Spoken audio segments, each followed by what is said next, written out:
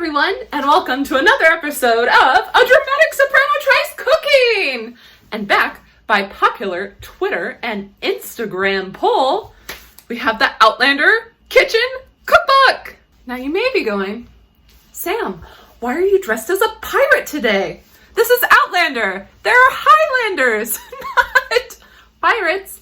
Well, you have to read a little further in the series, or watch more of the show to meet the horrible character, Stephen Bonnet. And guess what? I found another horrible, disturbing recipe in this book called Stephen Bonnet's Salted Chocolate Pretzel Balls. This book, man. This book has some really messed up recipes. Or recipes based on really messed up things that happened in the Outlander series. Let's give it a go. Arr.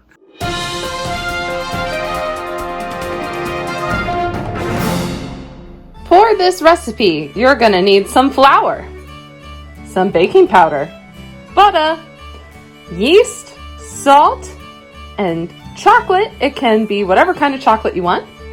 They recommend milk chocolate or semi-sweet. And an egg.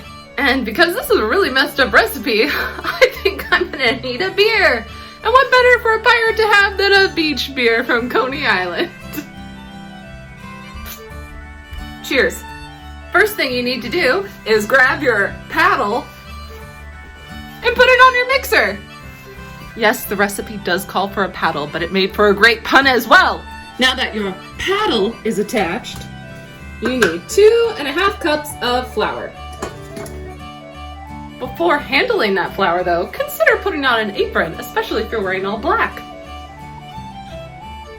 I don't say this for any particular reason at all. Except maybe I got some flour on my black shirt and corset. Add 1.5 teaspoons of yeast. Now one of these packets is 2.5 teaspoons, so about use half of a packet? Math is not my best subject. 1 teaspoon of salt, or in my case, whatever I feel like putting in there. That looks good. And 1 tablespoon of butter. Now, whoops! And that's why you wear an apron. The directions say, while this is running, slowly pour 3/4 warm water into the mixture. Try not to pour it on the counter, like me. It does say eventually we will change to a bread hook once the dough starts to form a ball, which looks like could be any second now. Arr, my lads and lassies, make sure to grab your bread hook and switch it out with your paddle. Who knew one recipe could have so many pirate puns in it? Now it says to put your dough hook on low, or the mixer on low, and let it knead it for 5 minutes.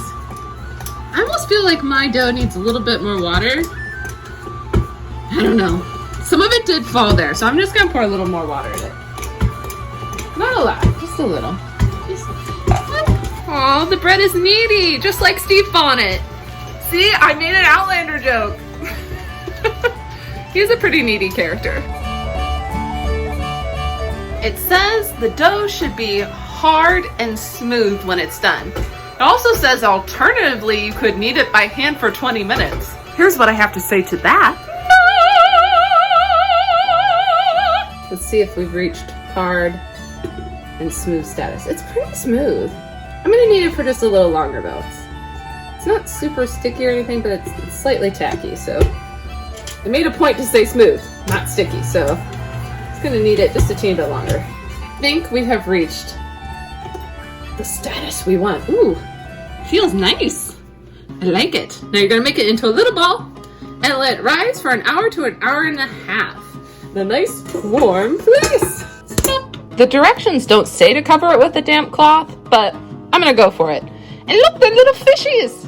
It fits our pirate theme. While that is rising, I'm gonna do something I haven't done in my episodes in a while, which is craft! So as some of you know, I have an Etsy shop called Bottled You, or Bottled Up. Bottled You with a U. I'll put the Instagram link right here. Also, on YouTube, I have my Etsy link here so you can go straight to the website, and I'll make sure to put it in the description as well. But anyway, I have some exciting news coming up with Bottled Up.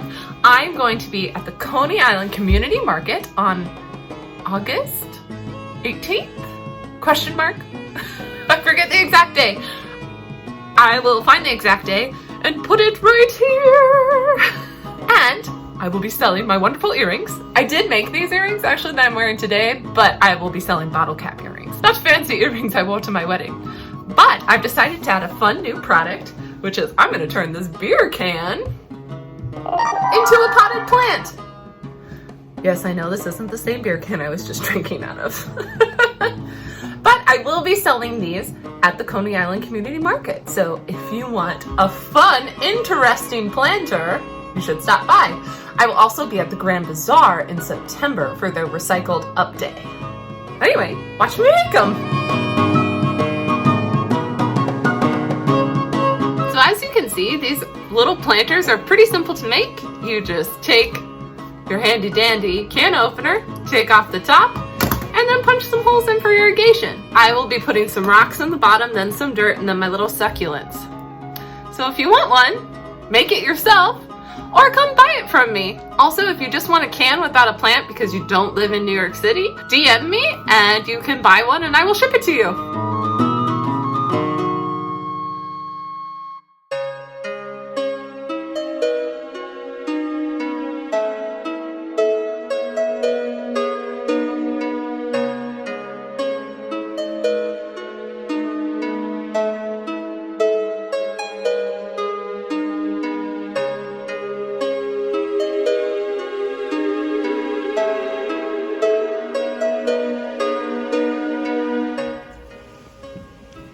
Our dough has risen! According to our directions, we're now going to divide the dough into 24 pieces. And then you're going to flatten it out and put a piece of chocolate in the middle, and then make it a little ball. And then, we're going to let it rise for 30 more minutes. And as always, I misread something in the directions. You're supposed to have 7 ounces of chocolate, not 4. But it's okay. I have some leftover candied chocolate melts from my episode with Rachel, where we were mermaids for Mermaid. Not sure how well white chocolate will taste with pretzels, but you know what? Wait, no, it normally tastes good because I do white chocolate pretzels at Christmas. So it'll be great, right? And it's so funny that those are leftover from Mermaid, keeping with the piratey theme. Yo-ho,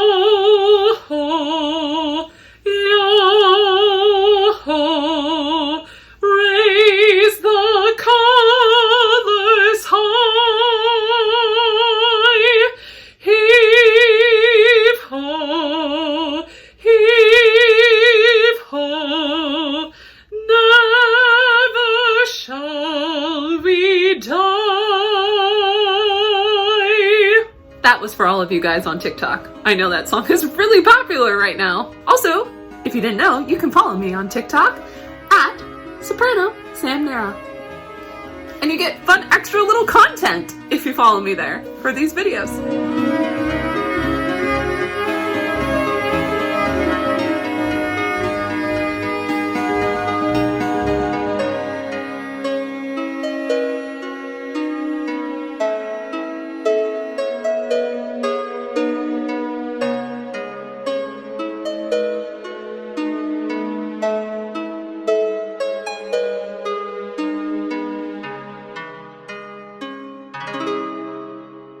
You technically are supposed to wrap them in saran wrap. I do not have saran wrap, so I'm using a damp cloth again to let them rest for 30 minutes. Now you may ask, Sam, why are these called Stephen Bonnet's salted chocolate pretzel balls? Well, never fear, there is an explanation for it right here in the book. So, the quote that inspired this godforsaken recipe, that's right, I need a fancy drink for this, comes from the book A Breath of Snow and Ash, chapter 56, Tar and Feathers. I'm gonna warn you, if you are underage, you should skip for 30 seconds and not listen to what I'm about to read from this book. Or if you're the faint of heart, do the same. A bit more tea, doctor. I urged a fresh cup upon him, willing him to stay awake. Do tell me more about it. The surgery must have been quite delicate. In fact, men never like to hear that the removal of testicles is a simple matter. But it is. Though I would admit that the fact of the patient being conscious during the whole procedure had likely added to the difficulty. The doctor regained a bit of animation, telling me about it. And the ball had gone straight through the testicle and had left the most perfect hole. You could quite look through it, I assure you. Plainly, he regretted the loss of his interesting specimen. And it was with some difficulty that I got him to tell me what had become of the gentleman to whom it belonged. Well, that was odd. It was a horse, you see, he said vaguely. Lovely animal. Long hair, like a woman's. So unusual. And from this quote from the book, the author, Teresa Sanders, decided to make salted chocolate pretzel balls. Stephen Bonnet's from this quote. That's all. Now you know. I like your humor. I like your humor, Teresa. This is... I would have never thought to make salted pretzel balls from that quote of the book. Good for you. Cheers to you, Teresa, for finding some of the most morbid things in Outlander and turning them into yummy, delicious dessert recipes. If you don't believe me, check out my lavender chocolate fudge for blackjack. Okay. 30 minutes have passed. Oh, look at them. The ones with actual chocolate poofed up more than ones with white chocolate. If you know a scientific reason why that is, please tell me in the comments. Now preheat the oven to 400 degrees. And while you're at it, start boiling some water. No surprise, I messed up when telling you the initial ingredients to this recipe. So you don't need baking powder. No, no, no. Put that away. You need baking soda, and you need 3 tablespoons, not teaspoons, tablespoons in that boiling water to make it alkaline. Cheers! While you are waiting for that water to boil, go ahead, crack that egg and scramble it up so you can egg wash the dough balls once they come out.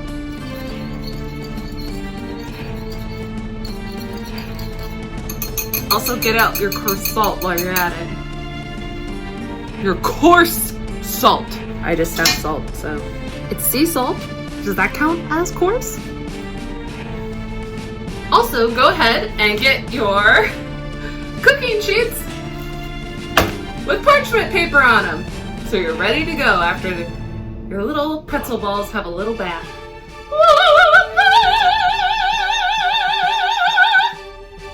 So what's gonna happen is you're gonna take these cute little dough balls and give them a bath for about a minute. Don't over cluster the boiling pot of water, only 5 to 4 depending on how big your pot is. And then you're gonna egg wash them and put some salt on them and then put them in the oven for 15 to 18 minutes until golden brown.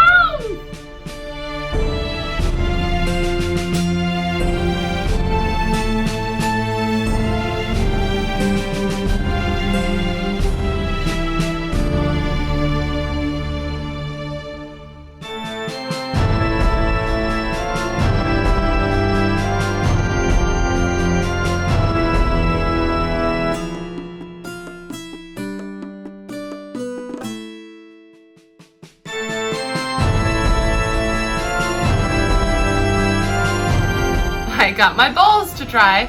I decided to try one that is per the recipe and one with the white chocolate just to see how it is as a comparison.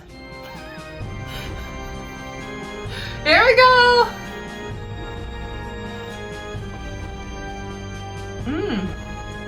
Oh, that's so good. Look at that. Chocolatey, gooey goodness.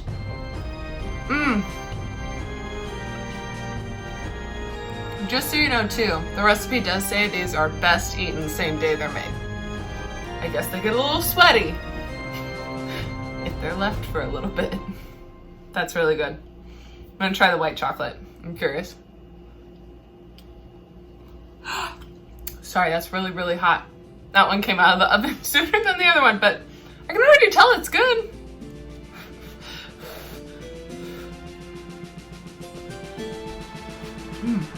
I actually prefer the white chocolate, but I always prefer white chocolate. I don't know why. Yum! Okay, this recipe is great for any Outlander party. So good. Even though the premise for it is a little disturbing. And white chocolate totally works as well. Remember, if you liked this episode, to like and subscribe. It really does mean so much to me. Also, if you want an input on what videos I do, look in the description below. You'll find a list of all my geeky cookbooks, so just leave a comment of what you want to see more of. Also, follow me on Instagram and Twitter for those polls so that you can be a part of the polls that create episodes like this. You can't go wrong with salt and chocolate. See you next time!